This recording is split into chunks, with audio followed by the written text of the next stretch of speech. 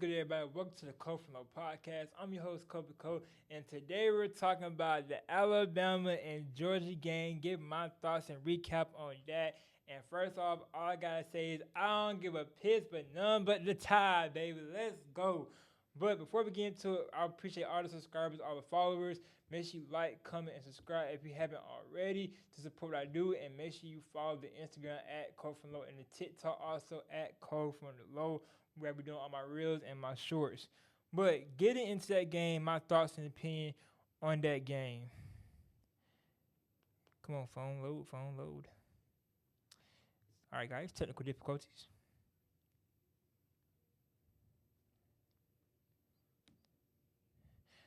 Biggest takeaway for that game. So the ending score of that game was 41-34. At the time, UGA was ranked number 2 and Alabama was ranked number 4. Biggest takeaway from the game. Starting with Alabama.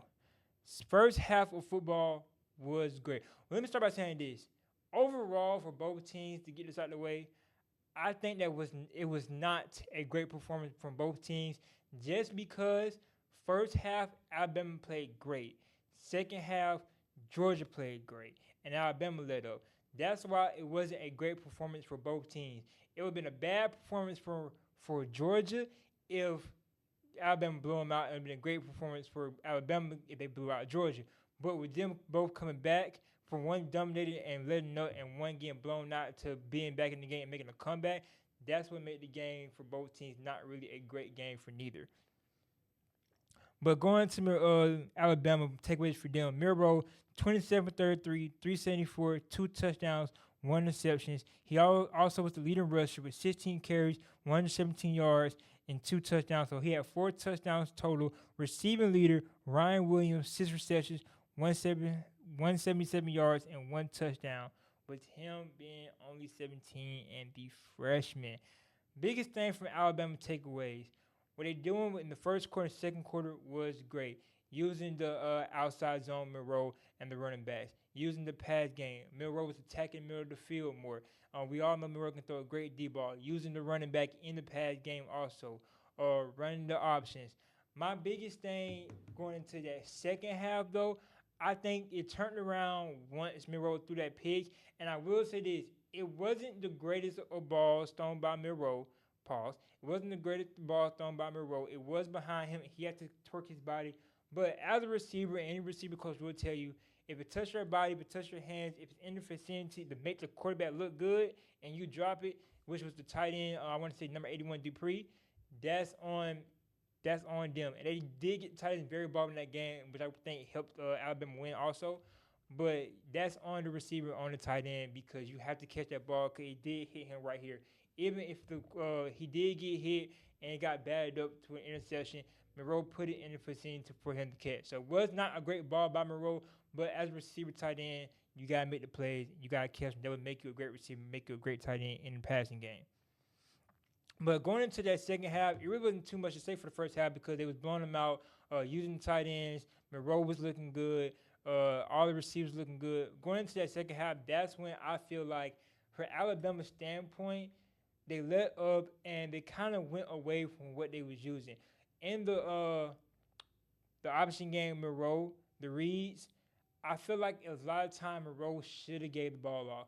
Now, yes, in the first half, it was working. Monroe was pulling, going outside, but they start pushing that outside pressure, start bouncing their ends out, bringing linebackers towards Monroe for the read route. I do think that's what helped Georgia get them back in the game, closing that out. Excuse me. And in that case, that's when you start using your offense and get the running back off. Because it was a lot of times the running back would either have tons of holes open or would have been open for a big run. So in that case for Monroe, I do feel like, hey, and to say this, he should be leading Heisman right now. Him and then Travis Hunter. Because he had a great game. He beat Georgia. He's looking good. Barry turned the ball over, looking proficient. Barry improved much from last year. He should be leading the Heisman. But the only takeaway from that is Monroe should have gave the ball away a couple times in that second half, and it would have been less 3-and-outs. Going into the pass game was looking good. They just had to get going. The O-line just had to hold up. The D-line started getting to a little more of a groove and showing why I think they're the best D-line in the country. But overall, offense-wise, compared to Georgia offense, I think Bama offense is way better than Georgia's. Quarterback, I said quarterback matchup was pretty much even because running-wise, is Monroe. Passing routes, I do think Carson Beck is a way better passer overall from deep to intermediate to short. Miro, sometimes his reads from intermediate to short can be shaky, and he has a great deep ball. But overall, he is a good quarterback. I just think when you like separate what's really the type of quarterback that you want, if you want a very elite passer, then it's Carson Beck. Even though he did throw 3 interceptions, Carson Beck is a very elite passer. If you want a passer and a runner, which is a dual threat quarterback, then it's Monroe. My type, I like the dual threat. I like the Monroe play style more than I like Carson Beck. But if you're a pass dominant, then you can go with Carson Beck. And defense wise, I do feel like Bama was kept running a lot of man. We should have switched up between man and zone. I think the man was kept messing us up. They started targeting some of our freshmen, some of our newer guys. They kept targeting number 2. He made a big play at the end of the game, got himself a pick, and we won that game because of him. Because if he would have got blurred, that game might have been over with. But he stepped up when he needed to. He had a short-term memory. He picked the ball off, won Alabama the game. But yeah, I think the biggest thing for defensive wise was the man, and they was not calling some calls. I'm not gonna get into the whole reference situation, but it was some calls that should have been called very much of a push off. A couple of those, but we ain't gonna get into all that. But that's my takeaway from Bama side of things. For Georgia side of things, Carson Beck, 3 interceptions, 3 touchdowns, 439, 27 for 50. My whole thing was just Carson Beck, and I was talking about it with my brother. Carson Beck under pressure did look very shaky, and he was just trying to throw the ball. So intentional grounding led to a safety. He got pressure on one of his. I want to say it's his first pick, but with that first pick, it's not fully on Carson Beck because what you think was a screen route, the 2 and 3 receiver was already blocking. The 1 receiver, he did not come for a screen. He looked like he ran a slant, and Carson Beck instantly throwed it. So I'm pretty sure the receiver is the one that messed up because you had 2 and 3 blocking and 1 went out. So I'm pretty sure the 1 receiver was the X receiver pretty much was the one that messed up because Carson Beck and the receivers are pretty much on the same page but him. But I don't put that first interception on Carson Beck. But at the same time, under pressure, Carson Beck did not look good. He eventually got into a group of things and receiver got to a group of things, which got him back into winning that game to a comeback or trying to win that game. The biggest thing, my brother has said Carson Beck don't show up in big games.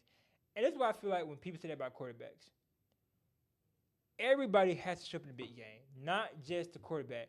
Because even though the quarterback has to show up, he's a key piece, it's not basketball. I can go drop 40 and lead my team to a comeback. Carson Beck can lead a game-winning drive, but his receivers have to catch the ball. If you decide to run the ball, the running back has to do great runs. The OC has to be on the same page with the quarterback. It's just not all on Carson Beck. Carson Beck got to a shaky start, but when it was time to get the lead, he got the lead, and he took his team to an almost game-winning drive. And yeah, I know almost don't count, but we can't all put the blame on Carson Beck because he showed up when it matters. Travis Etienne, 12 carries, 55 yards, 1 touchdown. They did shut down the run game a lot. Smith, let me get his first name. Excuse me if I mispronounce this. Arian Smith, number 11, 6 receptions, 132 yards, 47 was the longest, 1 touchdown. Dylan Bell, 5 receptions, 100 yards, 1 touchdown. And Lawson Lucky, 2 receptions, 22 yards, 1 touchdown. His longest was 42 yards. They was getting to the pass things. I do feel like Levette, it was a couple plays that he should have made and probably put Georgia in better position. But hey, he did try his best, and he was out there competing. My biggest takeaways from Georgia other than Carson Beck, the run game did get shut down. That first half pretty much was kind of on Carson Beck, and defensive-wise, they just really had no answers for the receivers. Malachi Starks, he was making plays. But I was telling people that, though. Georgia does not have the best defense. Their DBs are very suspect. I feel like they get carried by name power with Malachi Starks, but they have like KJ Bolden and their other DBs. They're very young and they're getting into the big game situations. And when it came to that, they did not hold up very well. Now, Bama didn't either towards the end, but I'm speaking as Georgia for their takeaways now. They did not hold up very well, and that was the biggest thing for them. The best thing Georgia have, in my opinion, defensive-wise, is their D-line. I feel like they have the best D-line, if not in the country, definitely in the SEC. But those are the biggest takeaways for my opinion for both teams in that game. Don't forget to like, comment, and subscribe. And make sure you hit that notification bell. Got a notification. Make sure you follow the Instagram and TikTok at Code from the Low.